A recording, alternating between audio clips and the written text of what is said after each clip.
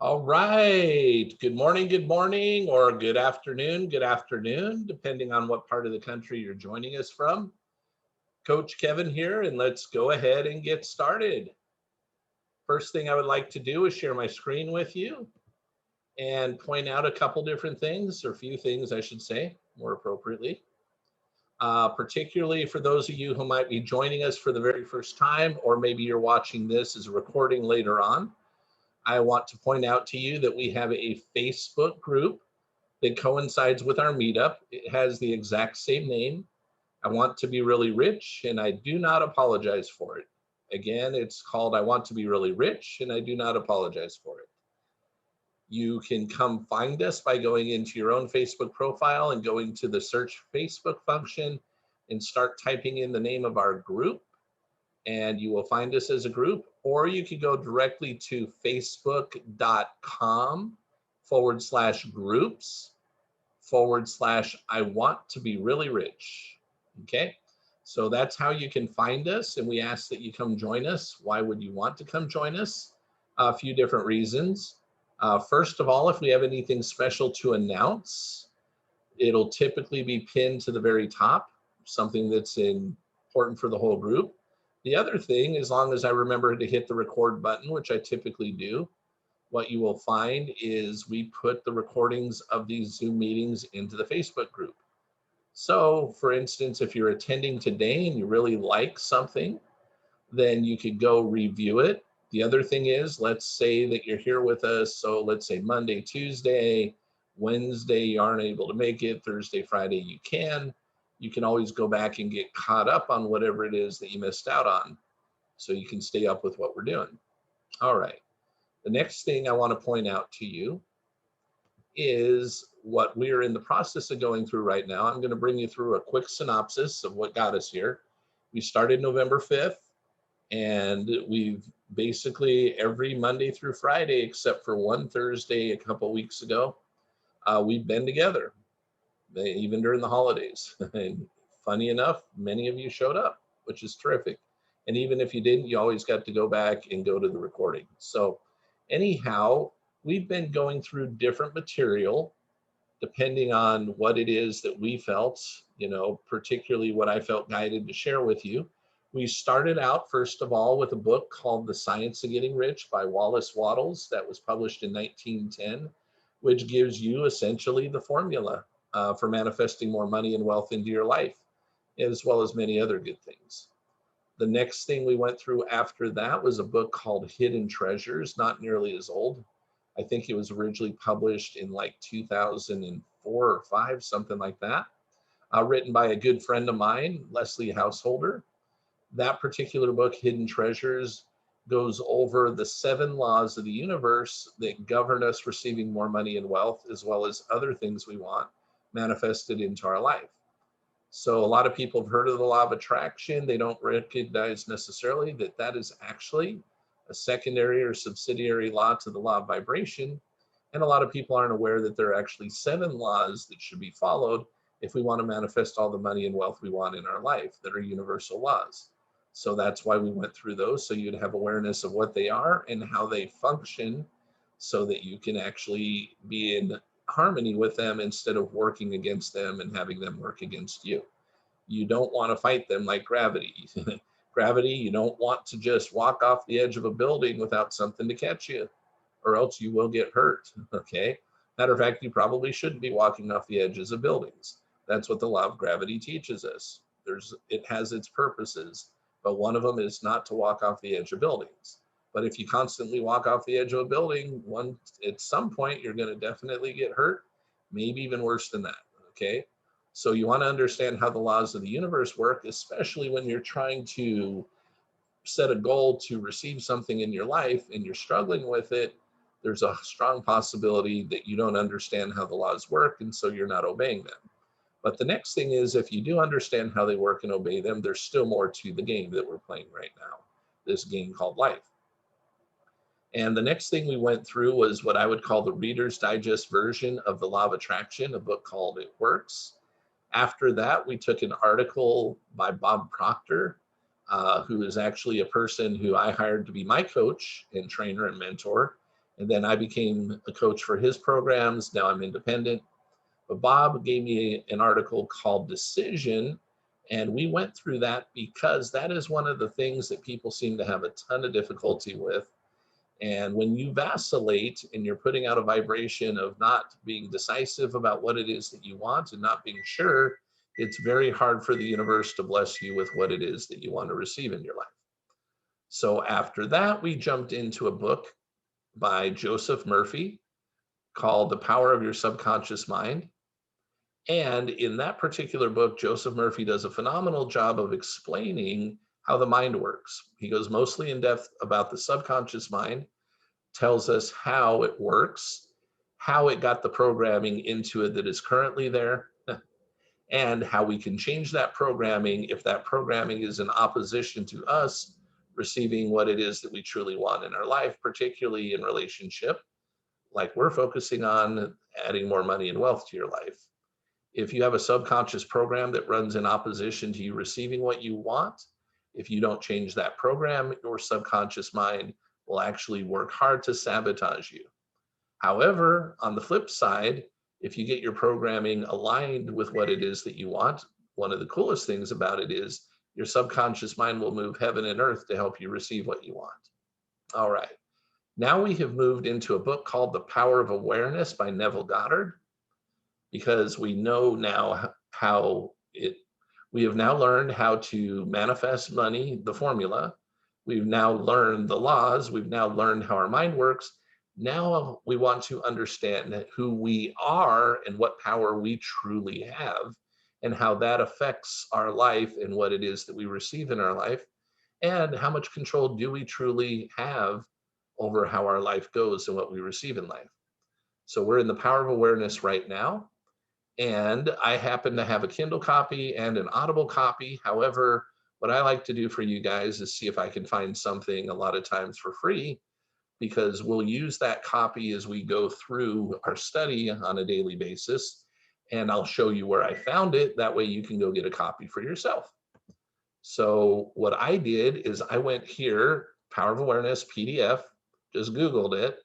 For me, the first thing that popped up, and I liked this one, so I took it, is The Power of Awareness by Neville Goddard - the law of, then up here it says www.law-of-attraction-haven, HAVEN.com. That says a few other things. I don't know if that's the first one that'll pop up when you go, but I would look for this one so that you can have the same one that we're going through, but that's what popped up for me. And when I clicked on it, it brought me right to here. Now, not to page 47 out of 59, it actually brought me to the very first page. I'm not going to go back there right now. This is where we left off yesterday, and this is where we're going to pick up today. But what was kind of cool about it is it didn't ask me for name or email address. I used my download function and put it onto my laptop. You can use the download function yourself. Go ahead and put it on your computer, your phone, your tablet, whatever it is that you happen to be following along with us. And I would recommend that you go get it for multiple reasons. One, because if this is your first time with us today, obviously we've gone through some of this already. So you can actually join our Facebook group and get caught up that way. And or one of the things you can go ahead and do is get yourself a copy of the book and get caught up that way. Now, if you don't want to do that right now, that's okay. What I'm going to go ahead and do is continue to share my screen. So you'll be able to see what it is that we're going through, and then you can go pick it up a little bit later, maybe when we're done. All right. What I'm going to do now is start reading where we left off yesterday. I will add commentary where I feel it's appropriate and hopefully helpful to you guys. Now, we are going to have interaction with each other. Okay. It's just not going to be for this first little bit. What we do is we like to save 10 to 15 minutes or so to spend time together, letting you share what you want to share and ask whatever questions you want to ask. So we leave 10 or 15 minutes towards the end to do that. So if you do have a question you want to ask, go ahead and write it down. Because if you start chatting at me through the chat function, I just want you to understand I don't pay any attention to it. So I'm not trying to be rude or obnoxious. Okay. I'm letting you know that I'm trying to keep us on track for now. But you will have plenty of time to share, I promise. Okay. So I'm going to get a sip of water and I'm going to hop in where we left off yesterday. and we'll get rolling.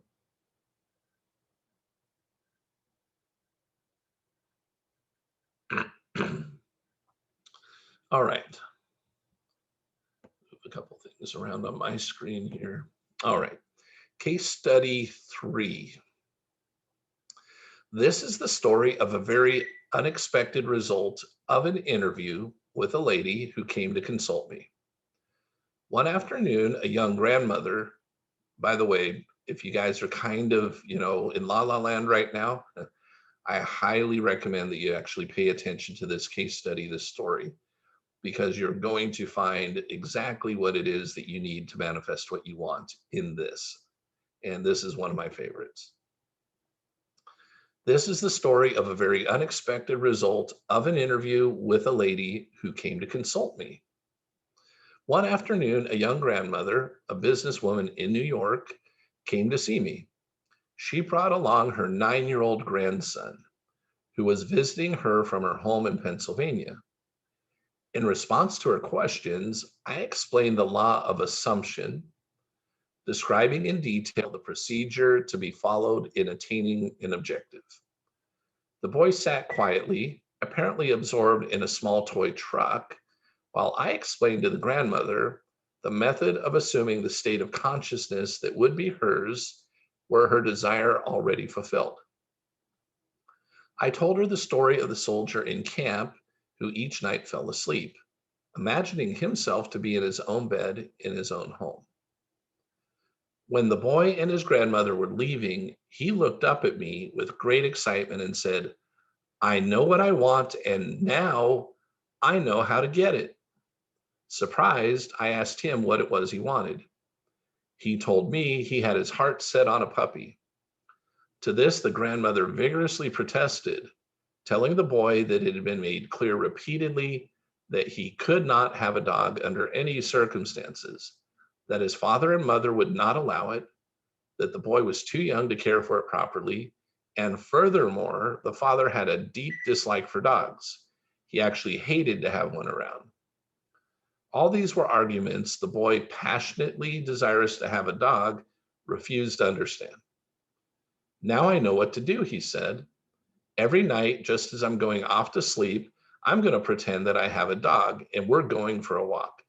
"No," said grandmother, "that is not what Mr. Neville means. This was not meant for you. You cannot have a dog." Approximately 6 weeks later, the grandmother told me what was to her an astonishing story. The boy's desire to own a dog was so intense that he had absorbed all I had told his grandmother of how to attain one's desire. And he believed implicitly that at last he knew how to get a dog. Putting this belief into practice, for many nights, the boy imagined a dog was lying in his bed beside him. In imagination, he pretended the dog in imagination, he petted the dog, actually feeling its fur. Things like playing with the dog and taking it for a walk filled his mind. Within a few weeks, it happened. A newspaper in the city in which the boy lived organized a special program in connection with Kindness to Animals Week. All school children were required to write an essay on why I would like to own a dog. After entries from all the schools were submitted and judged, the winner of the contest was announced. The very same boy who weeks before in my apartment in New York had told me, "Now I know how to get a dog," was the winner. In an elaborate ceremony, which was published with stories and pictures in the newspaper, the boy was awarded a beautiful collie puppy. In relating this story, the grandmother told me that if the boy had been given the money with which to buy a dog, the parents would have refused to do so and would have used it to buy a bond for the boy to put in the savings bank for him. Furthermore, if someone had made the boy a gift of a dog, they would have refused it or given it away. But the dramatic manner in which the boy got the dog, the way he won the citywide contest, the stories and pictures in the newspaper, the pride of achievement, and the joy of the boy himself all combined to bring about a change of heart in the parents and they found themselves doing that which they never conceived possible. They allowed him to keep the dog. All this the grandmother explained to me, and she concluded by saying that there was one particular kind of dog on which the boy had set his heart. It was a collie. Case study 4. This was told by the aunt in the story to the entire audience at the conclusion of one of my lectures. During the question period following my lecture on the law of assumption, a lady who had attended many lectures and had had personal consultation with me, so he was her coach, on a number of occasions rose and asked permission to tell a story illustrating how she had successfully used the law. She said that upon returning home from the lecture the week before, she had found her niece distressed and terribly upset.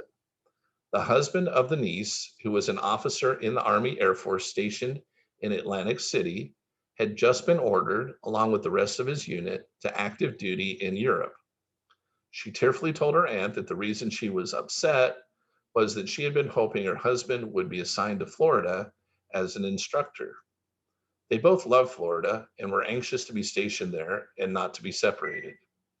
Upon hearing this story, the aunt stated that there was only one thing to do, and that was to apply immediately the law of assumption.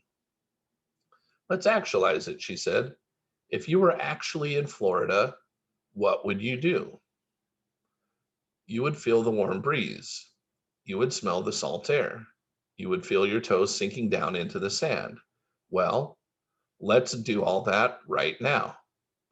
They took off their shoes and, turning out the lights, in imagination, they felt themselves actually in Florida, feeling the warm breeze, smelling the sea air, pushing their toes into the sand. 48 hours later, the husband received a change of orders.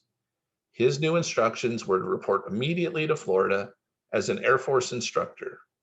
5 days later, his wife was on a train to join him, while the aunt, in order to help her niece attain her desire, joined in with the niece in assuming the state of consciousness required. She did not go to Florida. That was not her desire. On the other hand, that was the intense longing of the niece. Case study 5. This case is especially interesting because of the short interval of time between the application of this law of assumption and its visible manifestation. A very prominent woman came to me in deep concern. She maintained a lovely city apartment and a large country home.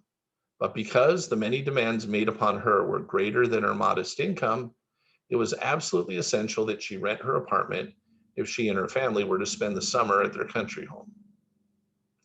In previous years, the apartment had been rented without difficulty early in the spring. But the day she came to me, the rental season for summer sublets was over. The apartment had been in the hands of the best real estate agents for months, but no one had been interested in even coming to see it. When she had described her predicament, I explained how the law of assumption could be brought to bear on solving her problem. I suggested that by imagining the apartment had been rented by a person desiring immediate occupancy, and by assuming that this was the case, her apartment actually would be rented. Listen to this part.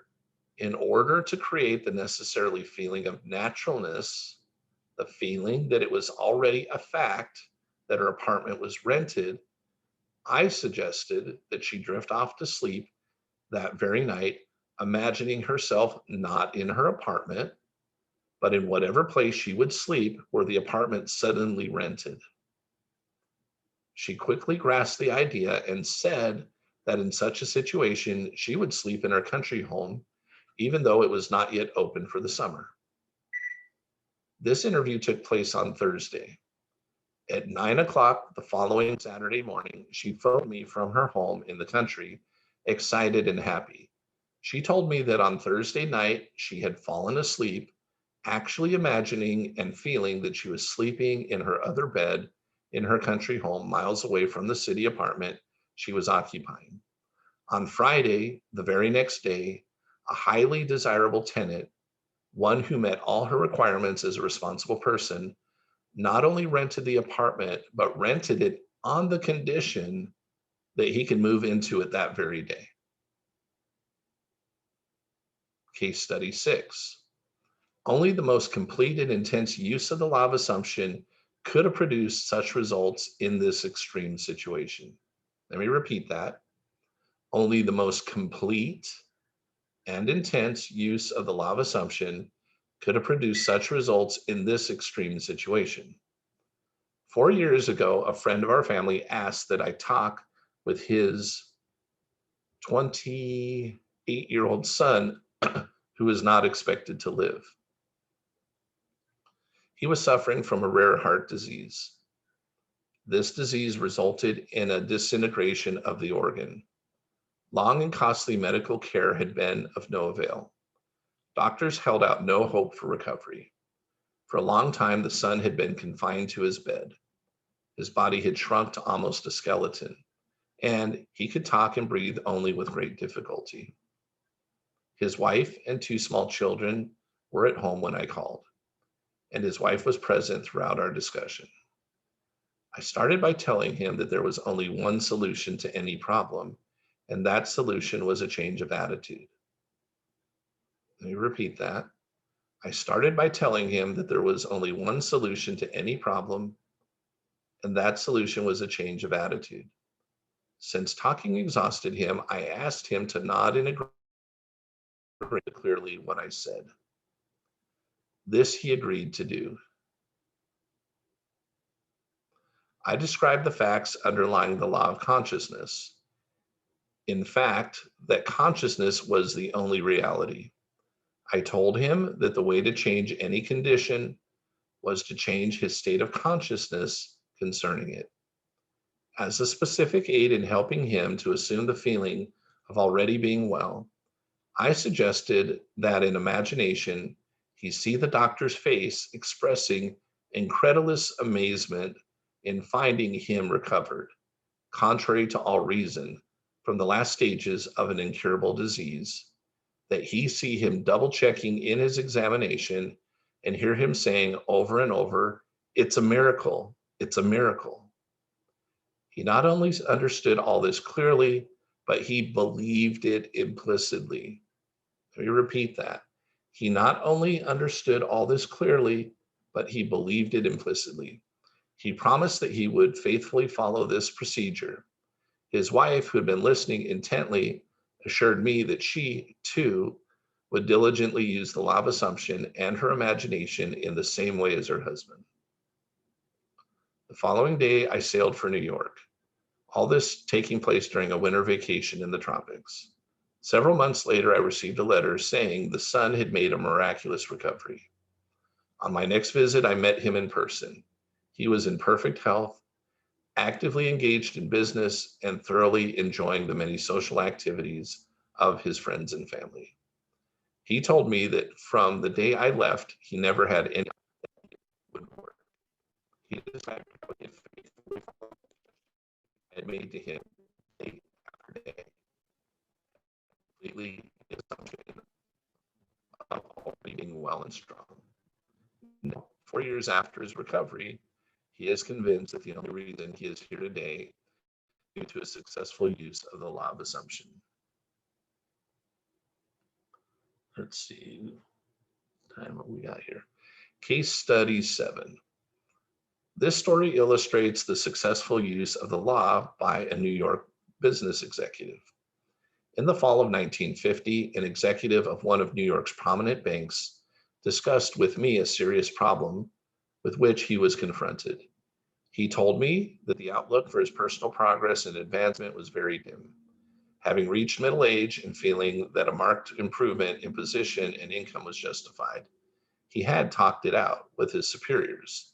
They frankly told him that any major improvement was impossible and intimated that if he was dissatisfied, he could seek another job.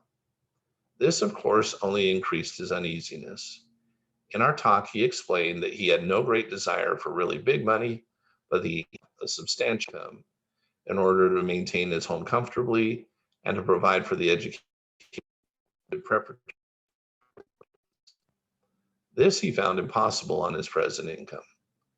The refusal of the bank to assure him any advancement in the near future resulted in a feeling of discontent and an intense desire to secure a better position with considerably more money. He confided in me that the kind of job he would like better than anything in the world was one in which he managed the investment funds of a large institution, such as a foundation or a great university.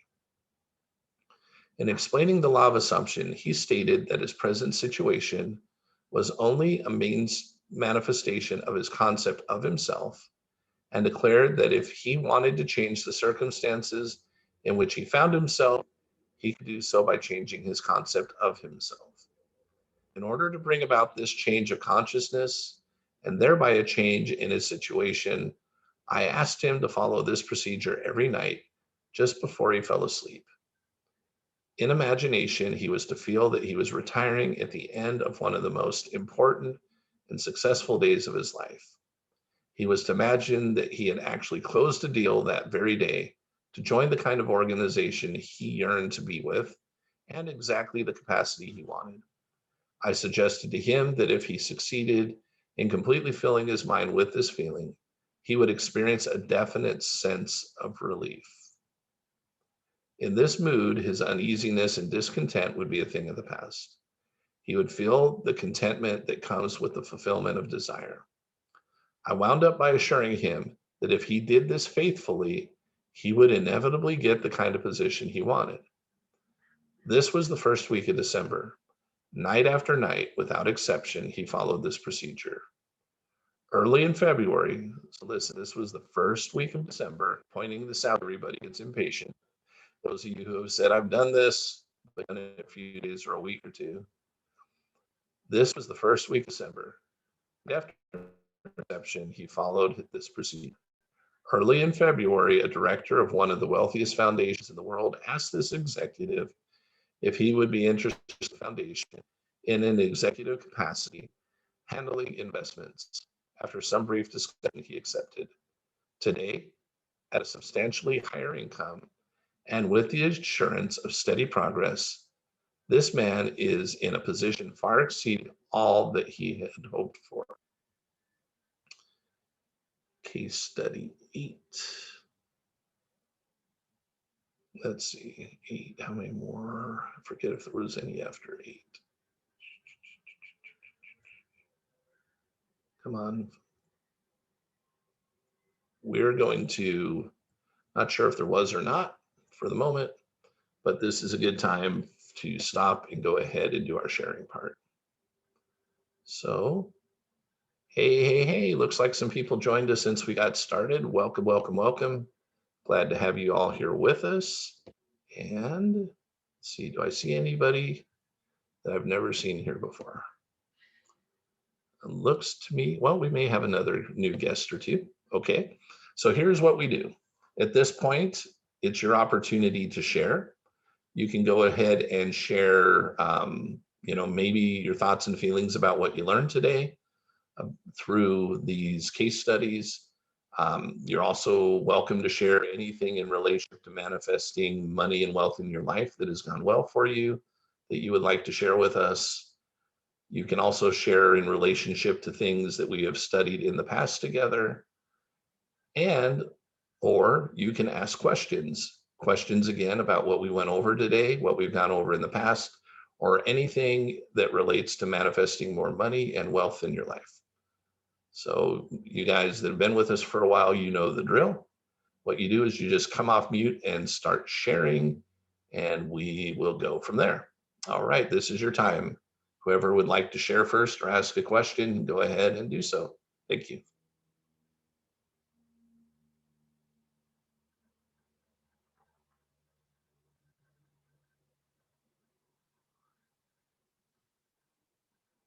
Are you all going to be shy today?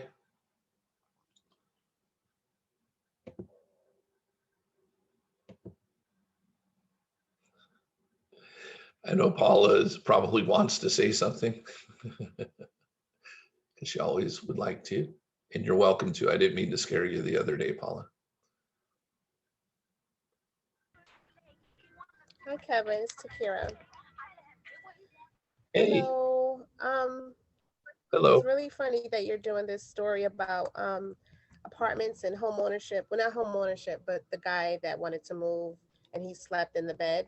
I'm doing that with manifesting a house, a really big house. And it's not as much stress for me like it was to manifest any other thing, because I've learned now to kind of like relax about it. Don't ever think about it as not being done. I just see myself having it. I've been playing this money game in my head where I'm spending a certain amount every single day. And I just pick a random number, like 6,000, and then I have an hour to hurry up and spend it. So, I mean, it's really been helpful. I don't know. I just feel like I'm learning to just relax, and sleep is the best time to get things done. Literally, not with your, mobile attention, but with your brain. And that's when the manifestation will come. That's why I take a lot of naps. I don't know if others do, but I take a 20-minute nap. And then at that moment, that's when I regurgitate what you've taught, what I want, and how it's done already. And then the next day, maybe not the next day, but subsequently, I'll get desires like to go here, go there, and things are starting to like work out. So everything just seems chill. So thank you. I love it. Yay, we finally got you enough ice to get you to chill. That's what we've been saying, huh? For you It's specifically to chill. And it just, you don't have to go stressfully trying to do everything. You really don't. uh-uh. It comes much faster, I think, once we see it as done. But we have to keep doing the work. I Uh-huh. don't take much days off of it. I just keep going. And I pay my tithes faithfully. That's Awesome. important. I give. So not only do I want to be rich, I want to like help people. Um, and it's working. So I'm happy. I'm not worried. I don't know what I'm doing today or tomorrow. I don't care. I just see myself as like really wealthy, and my house is big, and my Mercedes is black. My husband is sexy. I don't know how else to describe it. It's all good. So I'm That's happy. awesome. Thank You're very welcome. Very, very welcome. All right. Who else would like to share or ask questions?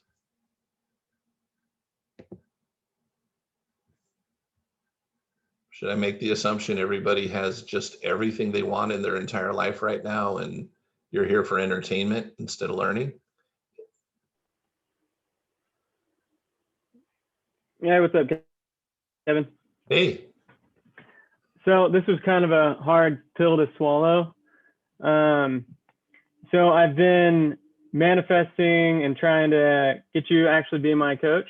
And so that's what I've been focusing on. And I finally found like this piece where I was like, I had complete faith and I had, the money coming and all of this. And all of a sudden my brother calls me about like this Doge coin, which is some random cryptocurrency that I should invest in. So I put in like $1,000 and it skyrocketed.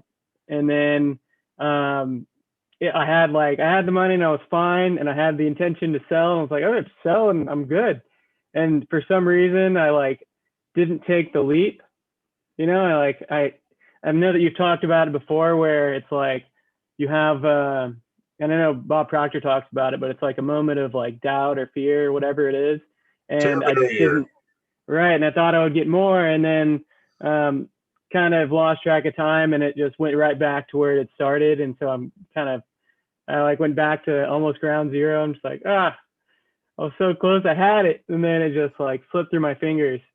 And so it's been kind of a hard realization, and kind of put me down in the dumps a little bit. You know what? So when something like that happens, you can immediately turn it around. And the way to do that is, it's not just strictly karma, but and everybody has different beliefs. I get this, guys. Okay. Some of you believe in God, some don't. Some of you believe that, in Jesus, some of you don't. So we all have different beliefs. Okay. I'm just going to share something with you. Okay. I would go in your own way, shape, and form and say, hey, God, here's the deal. You gave it to me. I mean, you put it on a silver platter. You handed it to me and I refused it. And I'm sorry. And I'm grateful that Jesus did what he did, because every mistake I make, every sin I've ever committed, everything can be washed away. And I know you're more powerful than any circumstance, karma, or anything like that. I promise if you give me the opportunity again, I'll take it. And I'm ready, willing, and able to do whatever I'm asked to do, no matter how comfortable it might be. If you guide me to make a phone call to someone, even if I don't want to, I'll do it. If you guide me to send an email or a text, if you guide me to go right when I thought I was supposed to go left, whatever it is that you will guide me to do, if you'll give me the opportunity again, I would really appreciate it, and I will do whatever you say. And you'll get the opportunity again really fast. Okay, cool. Appreciate it. And you'll have a different experience than what you did, because Stephanie's experience, because she was in alignment, we were working together. You heard her stock thing the other day? I don't know. Was it yesterday? Because my internet cut out right when everyone started sharing. She shared a little yesterday, but she also shared, I think it was on Friday, her stock had tripled, but for 6 years from when she bought it, it was going down. And she wasn't even paying attention to it. It was a friend who called her up. And then she felt like, hey, I need to sell it. So at its almost about its peak, it sold. Right after she sold it, it went back down. Yep. Cool. Okay. I'm starting to get it, and it was really exciting. It was really cool to see. And one other like piece of that, which is kind of unique to my own situation. So I was born at 2:22 p.m. And so 222 has always been kind of a special number for me. And whenever I feel like I'm in alignment, I'll see that number. And then I'll start kind of moving in that direction. I know that I'm going in the right direction. When the stock was at that point, I was like, or when the coin was up to that level, I was like, okay, God, whenever, I'm ready to sell, let me know, like, tell me. And all of a sudden, like, a couple hours later, I just like looked at it real quick, and I saw like it say 222, and for some reason I was like, oh, but it could still go higher. And that's where I was like, but I saw the sign. I was like, and then I don't know, just that moment. That's all right. Okay, I'll definitely use the prayer that you gave me, and I appreciate it. You're totally welcome. Totally welcome. You know what? And the couple people are on this call, or at least I know Stephanie. I'm not sure who else is on at the moment. She's part of the group part. Something has been holding me from I've been working with everybody in the group individually up until now, because something told me there's somebody out there that's supposed to join the group that hasn't yet. So I really have I'm like, okay, there's one more person out there. I don't know if it's you or someone else. Maybe there's a couple of you, but something's told me there's somebody else. So don't fully launch that. So what these people have been getting is actually kind of one-on-one coaching for the last either week or 2 or 3 weeks or a month, even, as I've been waiting to finish up who's going to be in the group. So somebody maybe on this call, maybe not, somebody maybe will watch this video, but somebody else is supposed to join us and be a part of what we're doing. I'm not sure who it is. Maybe it's you, maybe it's any of you. You could all decide it could be you. But I do know that that person is probably going to respond very quickly here, and we'll probably get rolling with it. And God doesn't have to take forever to bless you with what you need to do it, but you got to do the uncomfortable thing. And when he says go, you go. Don't quit using logic. Quit using logic. Quit, just go. When he says go, go. He says go right, go right. And it says stop, stop. Do what God and the universe tell you to do, and you'll never mess it up, even if it's uncomfortable. Cool. Thanks for sharing, Linda. Yeah, of course. Love to have you join us. Love to have all of you join us. All right. Anybody else? Any other comments, questions? Or do you guys have figured it all out? Kevin, I have another question kind of about Landon's story he just shared. You see how he got happy? He said he was excited and everything before, and it, started coming together. What about if that happens to us and we do, get back and we digress? Can we put that same emotion that we initially had? Yeah. And just doing that, and will that help bring it back together? Yeah, and what I think, because what Landon recognized was, hey, God actually gave me I even asked for the silly sign. I don't say silly, right? I don't personally ask God for a lot of signs, okay? Because they're kind of the way Jesus was. People are asking for signs, and even then, after healing all this stuff, a lot of them still didn't follow him. It was weird, okay? But so it's not the sign; it's that feeling, that intuition. But he did ask, and he got one that was in highly related to him, the whole 222 kind of thing, right? He got exactly what God asked him for, and then he decided to use his own process of thinking when God gave him the call sign. Sell now. He basically said sell, and Landon said no, right? And so God said, all right. And so it didn't happen. I see. But what I like to do when I feel like I wasn't listening, like if there's nothing I can mess up so bad that God can't fix. So if you look at everything this way, like, oh man, I should have, instead of being down on yourself, sooner you can turn around and go, look, God in the universe, they love me. They care about me. They want what's best for me. And this is definitely a lesson to be learned. So I'm going to learn the lesson. I'm also going to ask for them to forgive me. And I'm going to forgive myself and move on. I'm going to forgive myself and move on and trust that as soon as I forgive myself and move on, they're totally ready, willing, and able to help me move on. And let's go do the thing that we meant to do. Again, I can't mess it up so bad that they can't fix it. Well, that's a shout right there. So that's good. That's a reason to be joyful, the way you put it. So I hope you get it, Landon. I think you got it already. And say it may not come in that way, but there's another way out there. I'm 100% know that. Definitely. Would you say that it kind of slows momentum that had already been kind of taken place? Yeah. So when you read The Science of Getting Rich, it talks about, hey, and I don't remember how long you've been with us. You've been with us for a while though. I'm on like my third or fourth time through. Okay. So it talks about taking action when you're inspired to do it, and how sometimes if you don't follow that action, it could take that much longer to get what you want. And so people freak out. However, I have learned what I just told you. I've also read a few other people and their thoughts on manifesting things. And it's like, look, what was the purpose of what Christ did? It's to make up for where we screwed up, essentially. There would be no purpose. So there is karma, but there's also a law of forgiveness. And we need to forgive. We need to forgive ourselves. We need to ask for forgiveness, but we need to forgive ourselves. And also, if we're hard on other people and not forgiving of them, that'll reflect back to us. But if we're pretty forgiving of the world and people around us, and when we get hurt by something, instead of holding on, we turn to forgiveness as quickly as we can, right? Then if we're always forgiving and being gracious and grateful that way, then God has to forgive us, because that's how we are. Now, if we hold grudges and we're, ornery with people because they did something to us, and I'm not saying I've never had somebody that I haven't, felt that way towards, right? But if I hold on to that and I treat people that way, then that's how I'm going. That's going to be my conception of God. And if I'm that tough on myself and other people, then I think God's going to be tough on me. But if I'm loving and forgiving and supportive of other people, then I expect that God would be that way with me, which he already is that way. Okay. Mm-hmm. But we tend to, again, get back what we think and feel.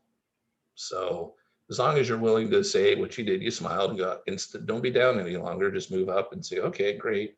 Maybe set a time of I'll have the money within the next 48 hours. If God, God, will you show me how to do that? I'm not sure that that's the number. That's just something I'm saying, right? But I was in a situation where I needed to do something. I had to come up with money and I needed to do it in 48 hours. And I had no clue. I did it. I've done it more than once in my life, and done it probably hundreds, if not thousands of times at this point, because I've been learning these principles. But yeah, it's all there for you. You'll probably be part of the group. If you want to, you certainly will. When you make the decision, you will be, and you absolutely will. Yep. Cool. Thanks, Kevin. Uh-huh. Hey, Kevin, this is Steph. Hey, Steph. Hey. Okay, so I've been kind of in this rock and a hard place where I haven't been able to sign a lease agreement. And I think you're a little familiar with my situation about moving back to the East Coast. Uh-huh. However, the plan wasn't to do that until the end of May. Okay. But I'm really trying to get off this month by month lease payment, rent payment, because there's an additional $250 a month that I pay for that month to month convenience. Okay. Now, my contract hasn't come through for that East Coast job yet, and it was supposed to a while ago. I don't know what the delay, I don't know if it's me. I'm really trying, and I expected everything to go through a couple of weeks ago. And then at the very last minute, I was told there had to be one more approval. Okay. So I've got this. Let me stop you for a second, then I'll let you go again, okay? Because sometimes words come up. You just said, I'm really trying. What do you mean by that? What is you're really trying? Okay, I stopped. Are you doing too many things? Are you putting forth too much effort, maybe? Trying to do everything you can do? For the job itself, or for what part? Any part of, because it's a whole transition. It's the job itself, but it's also moving, finding a place, this, that, and the other. Okay, I see what you're saying. No, I don't think I'm actually trying to not do much, like other than to stop thinking about it, like this is going to happen. So it's just a matter of, somebody just needs to press the go button, so to speak. And we were there, and then at the very last minute, there was a new approval process that hit the chain. Okay. So in the meantime, I'm still not concerned about that job. Yeah. Okay. It's the timing that isn't right, because now I'm either going to be put into another month with this monthly convenience fee, and I kind of got into it with the management yesterday. And okay. I feel like I should apologize, but I'm struggling with that because they're really kind of. So first, you just said the key. I feel like I should. Is that out of guilt, or is that out of you would feel happier if you probably did? Well, I had some choice words, and I just don't like to be. I despise being in a bad mood and being angry. So the fact that I've been carrying this, even half of what it was yesterday, for 24 hours bothers me. Okay. So, hey, dear God, or however you would pray, I did something yesterday I'm not proud of. Obviously, you were there and you heard it. You know exactly what I did. And I'm being really silly about this because $250 to you and to me is absolutely nothing. You could provide it in an instant. You could I trust that anything that is taken will be replenished and multiplied over and over and over again. So I'm not going to make a big deal out of the money any longer, because I'm changing my programming to understand that money is unlimited for me. And if $250 comes out this way, it will come back from somewhere else. So I'm not going to concern myself. What I'm more concerned with is how I treated these people. Please help me to have a conversation with them that turns out joyful for all parties. And let's leave on good terms. And I trust that everything's going to come together the way it should. And I'm going to stay focused on what it is that makes me happy. And if there's anything else you would have me do, just guide and direct me to know what that is, and I'll do it. That was awesome. Thank you, Kevin. You're welcome.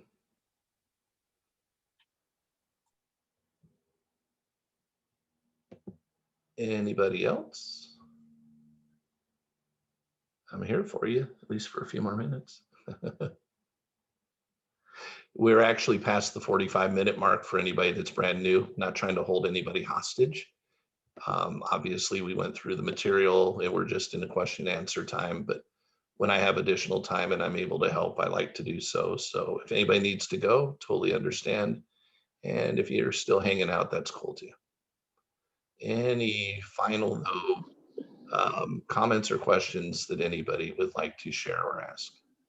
Hi, Kevin. It's Sunshine. How are you? Hey, terrific. Hi, Sunshine. So I manifested some things. They weren't where they were supposed to be. Okay. But I did get them this weekend. So one of the things is, I don't know if I told you I was supposed to go on this trip. And then I canceled, and then I was like, well, Kevin always says that we need to relax. So I'm going to go and do this trip anyway. And so I went and did the trip, and I had a good time. And so it was very interesting because one of the things that was in the house was, when I visualized my house, it's when you walk downstairs, there's a pool table. So, and I really like pool, and it really, really helps. So there was a pool table in this house, in the cabin, that I went to this past weekend. And I didn't continue listening because I was sharing a room. So I couldn't continue listening to my loop, but I promised myself that when I get back, which was actually yesterday, I've just been so exhausted. So I'm going to restart tonight listening to my loop. And the other thing is, I feel like I had something else to say, but I can't remember it. Well, you said, so this was interesting. You said some things manifested, but they weren't in the place they were meant to be. What do you mean by that? So one of the things on my 300 list, now I remember, one of the things on my 300 list was, I think I want a toy puppy. Okay. I already have a pup, and he is a lot. Okay. In his own right. But one day when I was walking around my complex, I've seen multiple toy puppies now, and I was like, okay, you know what? Just seeing them was enough for me. Like, I'm okay with that. Okay. I don't necessarily need them, but it gave me a lot of peace to see them. And then, of course, for my visualization with my house, there's a pool table there. But of course, the pool table was when I was away on the vacation. So That's actually that's still mirror, that may not be in completion, but it's mirroring back to you what you're in vibration with so far. Okay. So that's a good thing. Okay, good. I mean, yeah, did you know there was going to be a pool table there before you showed up? No. There you go. So you rented that place without knowing it, and you were pleasantly surprised that it was there. Yeah. Definitely. Yeah, because you're in vibration with that right now. That doesn't mean we don't go in and out of vibration. Like, that'll happen to me a lot of times with cars and things that I like. That I'll see them, and all of a sudden in one day I'll see like a bunch of something, I'm like, okay, that doesn't mean I get one the next day all the time, but it does tell me that, hey, you know what, those thoughts and feelings I felt good about are being reflected back to me. What I have to do is think of this as more like I'm baking a cake, get all the ingredients in there, but also there's an amount of time it takes to rise and cook and stuff like that. So, but that doesn't mean it doesn't still smell good before I get to eat it. Got it. Yeah. And I kind of got sidetracked with my stuff that I was doing because I've been visualizing for the two people in my family that I would see them and they would make a full recovery and stuff like that. Because prior to that, I had three losses. So I think even though I've been visualizing for them, I think I'm just gonna go hard back on my own stuff and count it as complete. Like, count it as there you go. Hey, God, look, I put this in your hands now. I know that you can take care of everything. I feel like I've done what I was supposed to do to this point. And so now I leave it in your hands, and I'm going to go back to focusing on what I want, trusting that what's for their highest best good and your highest and best good is what's going to be the best. Okay, perfect. Thank you so much, Kevin. Yeah, you're welcome. You're welcome. Betsy, did you want to say something? You came off of mute. I did. I'm driving. Betsy? I'm just, I'm kind of thinking, how do you know if God is talking to you? You know, when you come up with an idea, how do you know if it's from God or it's just you coming up with the idea? Typically, if it... Did you hear me? Yeah, I can totally hear you. Thanks, Betsy. That's a phenomenally good question. Okay, and we get better and better and better at this as we get used to doing it. Unless it's to kind of save our life or keep us from harm, God usually doesn't shout at us. Okay, so that's a start, right? Like if you're about to, if he's trying to help you avoid a traffic accident or something like that, there may be a shout that comes to you because you have to be jarred and jolted immediately to save, to protect yourself or something like that. But God doesn't give you thoughts of fear. God gives you thoughts of peace and harmony and joy and confidence and faith and things like that. So first of all, if it makes you feel really good, whatever it is, the thought that came to you, and it truly feels good, it's not just pleasure. There's a difference between joy and pleasure, right? There's a difference between excitement and peace. I'm not saying you can't be excited about life or whatever, but you will have this kind of intuitive feeling about it, that is God guiding and directing you. Now, if you're concerned about, well, what if it's just me? Then you could go back to God and say, hey, this is what I felt. This is what I feel right now. And if that truly is, your will for me, I'm going to go down this path right now. And if I wasn't meant to go down the path, just guide and direct me and pull me out of it. Okay. But for now, I'm going to head down that path because that's what feels good. And I'm open to receiving any additional inspiration, revelation, and intuition that you would give to me. So for now, it feels good. I like the idea, but I'm not so in love with the idea that if you say for me to do something different, that I'm not willing to do that. And also, I understand that this can happen for me or something better.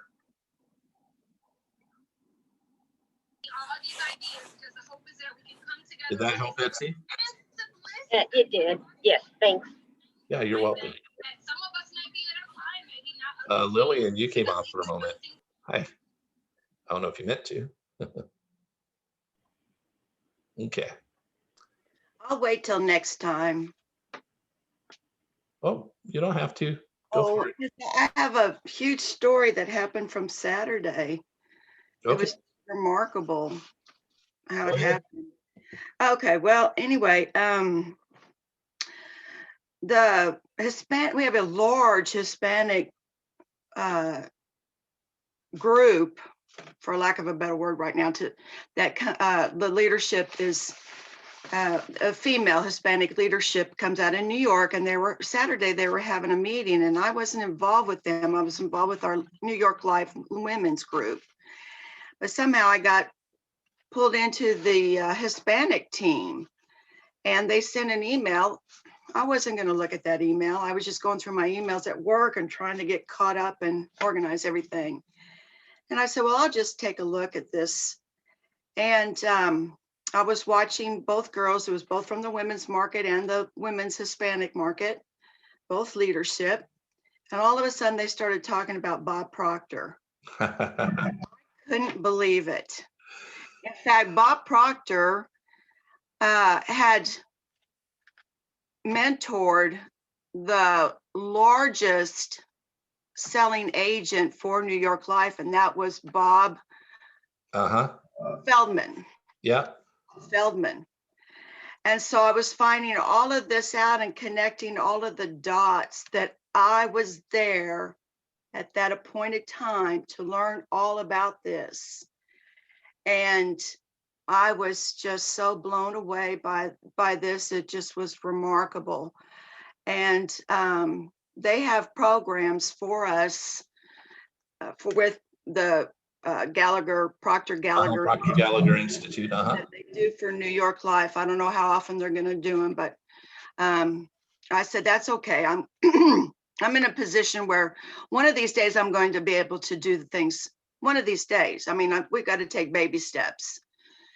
But I left feeling really good Saturday, and I told my partner about it, and he's in connection with my best friend is Alicia, who's over the Hispanic area for Dallas, Fort Worth.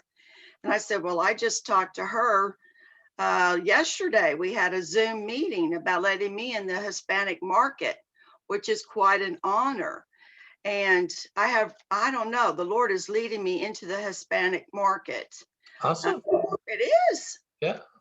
It really is. And so the doors are opening up there. It is awesome. Yeah. Thanks for sharing that. I was just, We didn't need to wait. We didn't need to wait to hear that. well, I didn't want to overtake anybody's time or anything like that. I know how everybody's so busy and all, but It's all good. It's all good. okay. All right. Everybody, thank you for spending time with us today. And I look forward to seeing all of you again tomorrow. Thanks to Thanks a lot, Kara. Kevin. You Have a good one. Kara, I missed you so much.